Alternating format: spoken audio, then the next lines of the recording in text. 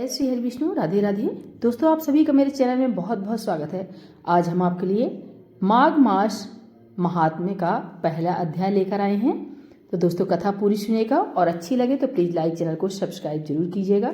एक समय श्री सूत जी ने अपने गुरु श्री व्यास जी से कहा कि गुरुदेव, कृपा करके आप मुझे माघ मास का महात्म्य कहिए, क्योंकि मैं आपका शिष्य हूँ। व्यास जी कहने लगे कि रघुवंश के राजा दिलीप एक समय यज्ञ के स्नान के पश्चात पैरों में जूते और सुंदर वस्त्र पहनकर शिकार की सामग्री से युक्त कवच और शोभायमान आभूषण पहने हुए अपने सिपाहियों से घिरे हुए जंगल में शिकार खेलने के लिए अपनी नगरी से बाहर निकले।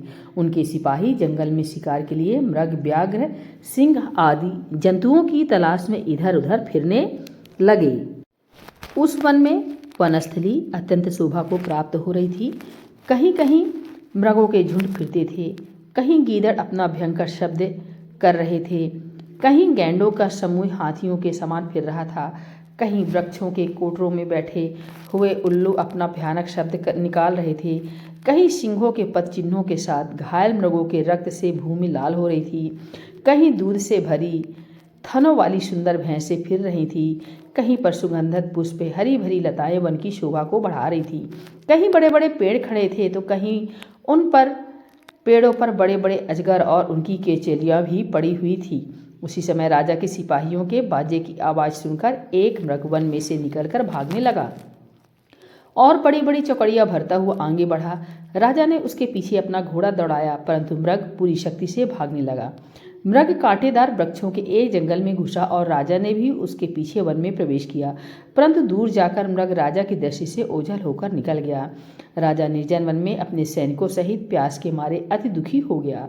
दोपहर के समय अधिक मार्ग चलने से सैनिक थक गए और घोड़े रुक गए। कुछ देर बाद राजा ने एक बड़ा भारी सुंदर सरोवर देखा, जिसके किनारों पर घने वृक्ष थे। इसका जल सज्जनों के हृदय के समान स्वच्छ और पवित्र था।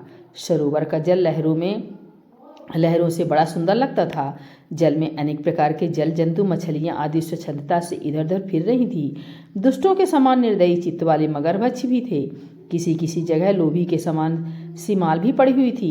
जैसे विपत्ति में पड़े हुए लोगों को दुखों को हरने वाले दानी पुरुष के समान यह सरोवर अपने जल से सबको सुखी करना था। जैसे मेघ चातक के दुख को हरता है, इस सरोवर को देखकर राजा की थकावट दूर हो गई। रात को राजा ने वहीं विश्राम किया और सैनिक पहरा देने लगे और चारों तरफ फैल गए।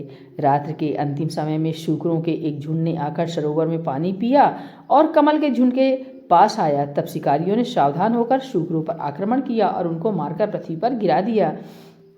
उस समय सब शिकारी कोलाहल करते हुए बड़ी प्रसन्नता के साथ राजा के पास गए और राजा प्रभात देखकर उनके साथ ही अपनी नगरी की तरफ चल पड़ा, जिसका शरीर तपस्या और नियमों के कारण बिल्कुल सूख गया था, जो मृगछाला और वल्कल पहने हुए था और नख, रोम तथा केश धारण किए हुए था। राजा ने ऐसे घोर तपस्वी को देखकर बड़े आश्चर्य से उसको प्रणाम किया और हाथ जोड़कर खड़ा हो गया। तपस्वी ने राजा से कहा कि हे राजन, इस पुण्य शुभ माघ में इस सरोवर को छोड़कर तुम यहाँ से क्यों जाने की इच्छा करते हो? तब राजा कहने लगा कि महात्मन, मैं तो माघ मास में स्नान के फल को कुछ भी नहीं जानता। कृपा करके आप विस्तार पूर्वक मुझको बतलाइए। राधे राधे। दोस्तों, इसके आगे का विस्तार पूर्वक कथा सुनने के लिए माघ मास अध्याय तो